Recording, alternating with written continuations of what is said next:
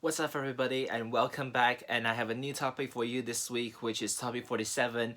And it's actually another question topic, which is, are we actually a good audience? Or by the title itself, are we a good audience? Now, we all know that whenever we go to Facebook to watch videos, or even if it's YouTube, or we're watching a show, a video, a vlog, or a prank video, we are all considered an audience. No matter we're a live audience in the theater or cinema, or are we a virtual audience which is looking for like YouTube, basically simplest. But while we tend to critique on whether the content that other people make is good or not, I would like to conquer another question, which is kind of a turn of perspective, which is, are we actually a good audience? It's kind of a question. And some people may say, well, the customer is always right. First feedback.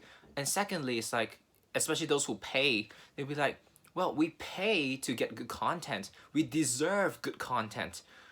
But the thing is, it is true that we deserve some kind of good content, but do we actually put ourselves behind the content creators? Now, first of all, a disclaimer. I am not saying that I'm a good content creator. I'm purely just using my channel to share opinions. So if you're here for lots of sound effects and a lot of edits, I kindly advise that you stop this video and go elsewhere. I'm not here to hook up views. I'm not here begging for likes, and nor am I going to put a clickbait as going to attract people for the wrong reasons. And back to the actual thing, are we a good audience?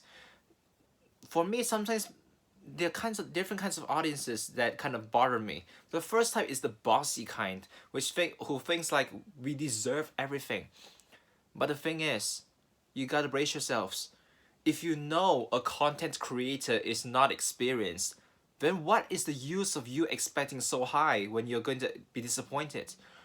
Even if someone has a good start, what's with all the use of hyping up that person, only for the person not to meet your expectations and you get disappointed? And the worst part are those who end up becoming keyboard warriors. I'm not saying I'm not. I do sometimes become a keyboard warrior, but it depends. Sometimes I'm just purely voicing an opinion, but some people will purely just keep wanting more and more and more, and they just don't think from the content creator's perspective. Think of it. Some people are low budget productions. Now, if you expect low budget productions to produce something that's extremely high end, then you're in the wrong place. Go to a cinema, go to the box office, and watch a film. If you want to watch high quality, HD, lots of sound effects, green screen if you want, top quality actors with a few $1 million in budget, go to those. If you're talking about simple content creators like YouTubers who make very, very simple content purely for the sense of entertainment, they want to make you guys laugh with content that is nice and short and sweet. You know what they say, simplicity is beauty on its own. But the thing is, there are many people who just don't care. They tune into a place, they get disappointed, and then they want to lash out and express it as, oh, the content is not good. Now, to say that a content is not good has different ways. Because if you say that a content is not good, but you have suggestions and you recommend them, it's good because it's constructive. People strive to receive constructive criticism because while it is criticism, it's constructive. It helps you find solutions and it uplifts you and it gives you another way. Now, I remember I've done a video about constructive criticism in one of my super early videos. So I may look it up though, but you can try to scroll through my channel to find it. But there's another kind who just simply comment for the sake of commenting. And once again, I will say, it's not that I don't do it. I still do. And yes, sometimes I do leave a comment for pleasure. But think of it. Are you destroying the person's confidence? There's a difference between leaving a comment and saying, that game's pretty boring. Well, that's normally what I would say. The players aren't doing good enough. And rightfully so. If it's something that is factual, but to simply say, lousy content, no creativity. I mean, yeah, it can be no creativity, but in what sense? There are some people who would say, there's no creativity. Maybe I could try doing this or this. This is a bit better because at least you're offering suggestions. But some people be like, it's bad. Well, why is it bad? It's bad. I don't care. So, reevaluate yourself. What kind of audience are we to other people? Because many people demand respect, but they don't even have the common courtesy to give people the respect. And this is something that annoys me. Some people may say I'm too nice, but the thing is, it's not about me being nice, because I would like people to respect me and treat me well. So I'm not saying that this is what I would strive, but I would say it's a first step. Because if you don't treat people well, how are people going to treat you back well? It's like trying. Never try, never know. It's not that every bit of effort that you put in will yield an outcome. It's the same thing. It doesn't mean that every single person that you've been nice to will treat you back in return. But to put it another way, if you never treat people nice, there is no chance people will treat you nice.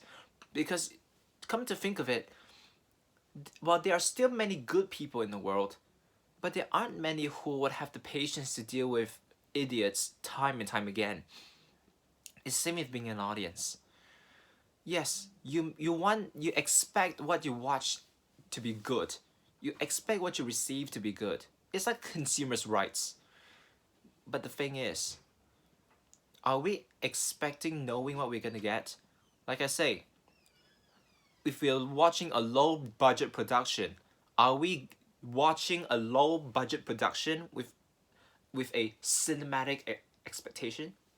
It's a whole different thing. Or are you paying the fare of a low budget airline and expecting service that you get in Qatar Airways or Emirates? That's another question to consider.